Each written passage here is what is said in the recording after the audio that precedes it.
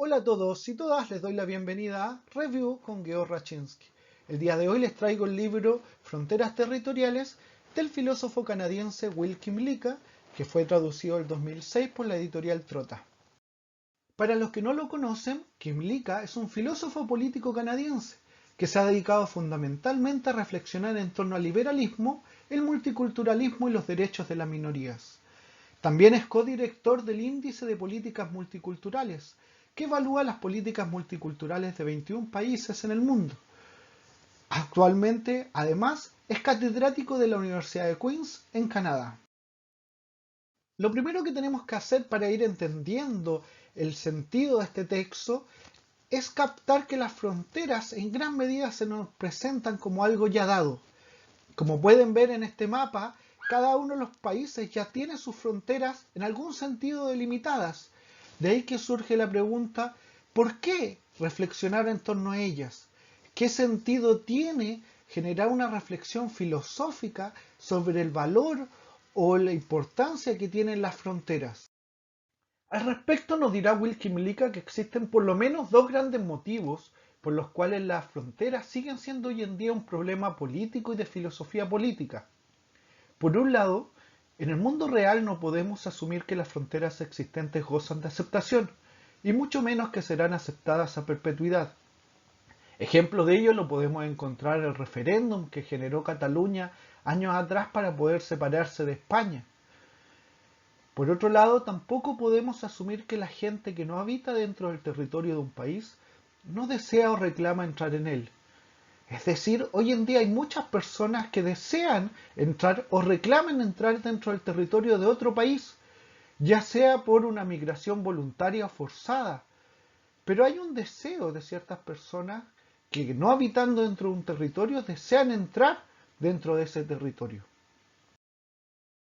Dado que, como hemos visto, las fronteras en sí mismas las podemos entender como un problema filosófico, especialmente un problema de filosofía política, en este libro Kymlicka busca analizar y justificar filosóficamente la existencia de estas, viendo el sentido e importancia que tienen en la construcción de las democracias liberales.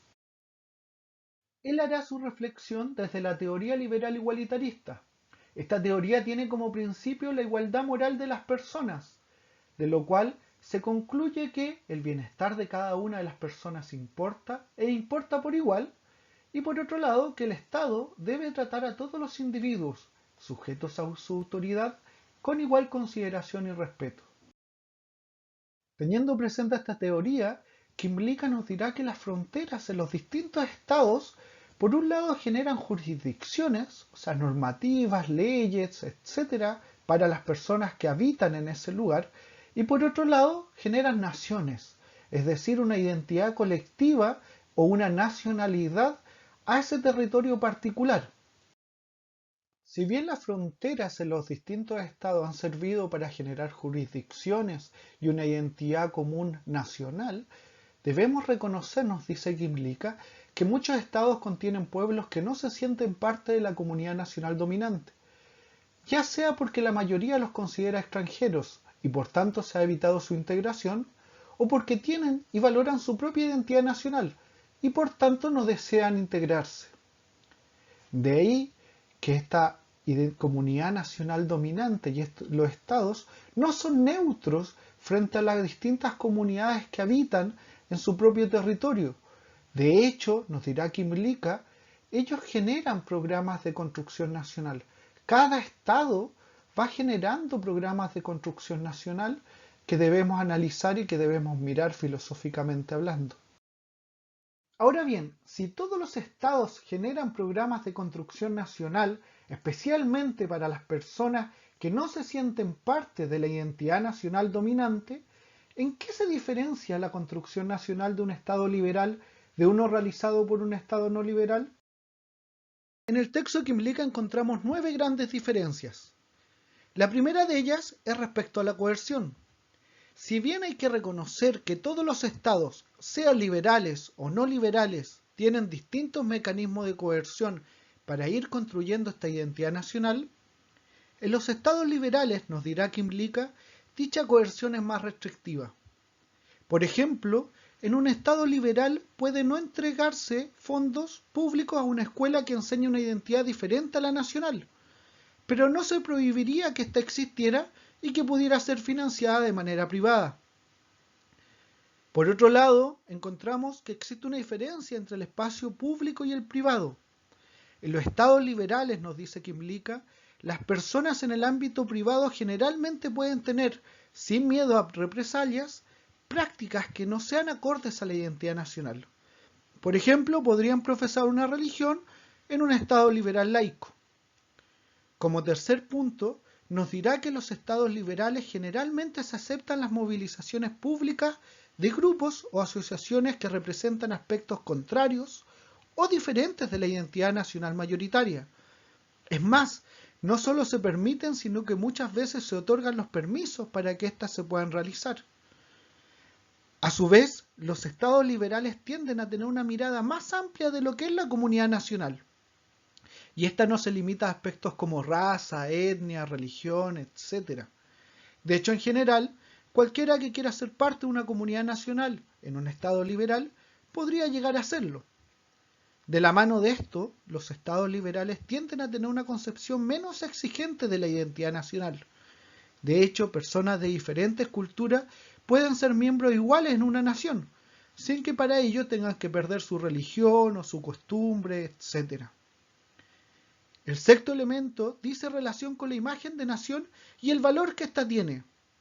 En los estados liberales, a diferencia de los estados no liberales, nos dirá Kymlicka, la nación es difícilmente considerada como un valor supremo, a las que las personas se deben subordinar o someter. Por otro lado, las culturas nacionales liberales tienden a ser cosmopolitas y a aceptar las diferencias de otras culturas al interior del propio Estado. La penúltima diferencia es que los estados liberales son menos propensos a que su identidad nacional sea excluyente. Por ejemplo, nos dirá Kymlicka, un canadiense puede sentirse también irlandés o vietnamita. Es decir, un canadiense de ascendencia irlandesa puede celebrar tanto las fiestas irlandesas del mismo modo que celebra las fiestas canadienses. Y por último, los estados liberales han estado dispuestos, al menos recientemente, a otorgar reconocimiento oficial y compartir espacios públicos con minorías que se han insistido democráticamente en su diferencia.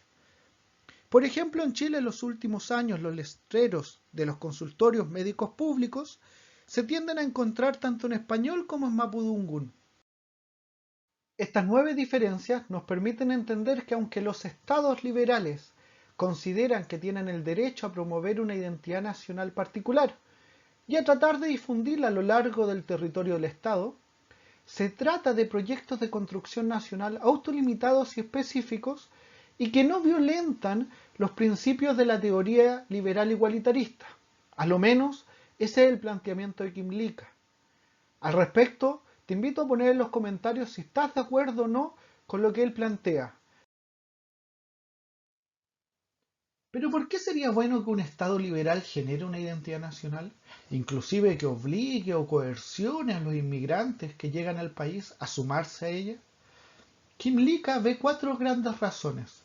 Por un lado, la identidad nacional genera igualdad de oportunidades, entendido como la igualdad de acceso a todas las personas, ya sea fuentes laborales, ya sea una educación, ya sea a las distintas instituciones públicas que existen en el país, en beneficio de cada uno de ellos.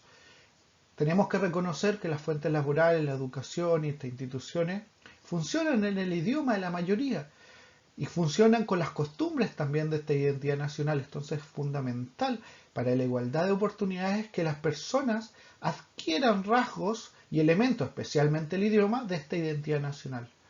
Por otro lado, la identidad nacional, esta identidad compartida, nos genera rasgos de solidaridad y de confianza mutua y de ayuda mutua. Hay algo que comparto con mis conciudadanos, hay algo que comparto con los que habitan en el país que me genera un rasgo de solidaridad y que me genera el decir, este es alguien más igual que yo al cual yo puedo ayudar en el fondo. Por otro lado, promueve la libertad personal. Dentro de la teoría en la que está Kymlicka, las culturas y las identidades compartidas, nos otorgan opciones significativas sobre cómo conducir nuestras vidas. Y si esta identidad nacional se encuentra en decadencia o se encuentra más reducida, nuestras opciones y oportunidades se van a ver también afectadas. De ahí que una identidad nacional potente promueve también mayores oportunidades a las personas que habitan en cuanto a libertad personal. Y por último, una identidad nacional fomenta una mayor democratización. La participación, nos dirá Kymlicka, en la deliberación política solo es factible si los participantes se entienden y tienen confianza mutua. Y sin duda esta se promueve cuando los ciudadanos comparten una lengua y una identidad nacional comunes. Entonces esta identidad nacional finalmente va a permitir también una mayor democratización.